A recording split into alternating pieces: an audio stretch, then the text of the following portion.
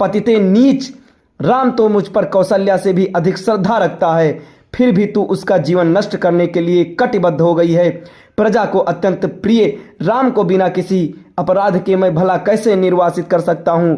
तू अच्छी तरह से जानती है कि मैं अपने प्राण त्याग सकता हूँ, किंतु राम का वियोग नहीं रह सह सकता। मैं तुझसे विनती करता हूँ कि राम के वनवास की बात के बदले तू कुछ और मांग ले। मैं तुझे विश्वास दिलाता हूँ कि मैं तेरी मांग अवश्य पूरी करूँगा। महाराज दशरथ के इन दीन वचनों को सुनकर कैकेयी तनिक भी द्रवित नहीं हुई। वह बोली, राजन, ऐसा कहकर आप अपने वचन से हट रहे हैं, ये आपको शोभा नहीं देता। आप सूर्यवंशी हैं, अपनी प्रतिज्ञा पूरी कीजिए। प्रतिज्ञा से हटकर स्वयं को और सूर्यवंश को कलंकित मत कीजिए। आपके द्वारा अपना वचन नहीं निभाए जाने पर मैं तत्काल आपके सम्मुख ही विष पीकर अपने प्राण त्याग दूंगी।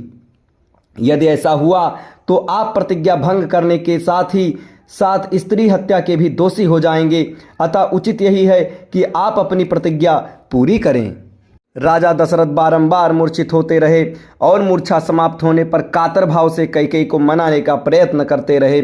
इस प्रकार पूरी रात बीत गई।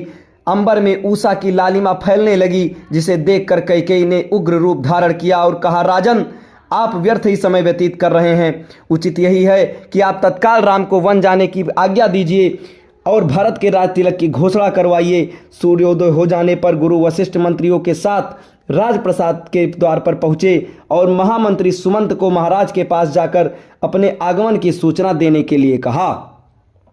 कैकेयी एवं दशरथ के संवाद से अनजान सुमंत ने महाराज के पास जाकर कहा, हे राजाधिराज, रात्रि का समापन हो गया है और गुरु वशिष्ठ का आगमन भी हो चुका है। अतएव आप सैया त्याग कर गुरु वशिष्ठ के पास चलिए। सुमंत के इन वचनों को सुनकर महाराज दशरथ को पुनः असह्य वेदना का अनुभव हुआ तथा वे फिर से मूर्छित हो गए। उनके इस प्रकार मूर्छित होने पर कुटिल कैकेयी बोली, हे महामंत्री, अपने प्रिय पुत्र के राज्याभिषेक के उल्लास के कारण महाराज रात भर सो नहीं सके हैं। उन्हें अभी अभी ही तंद्रा आई है।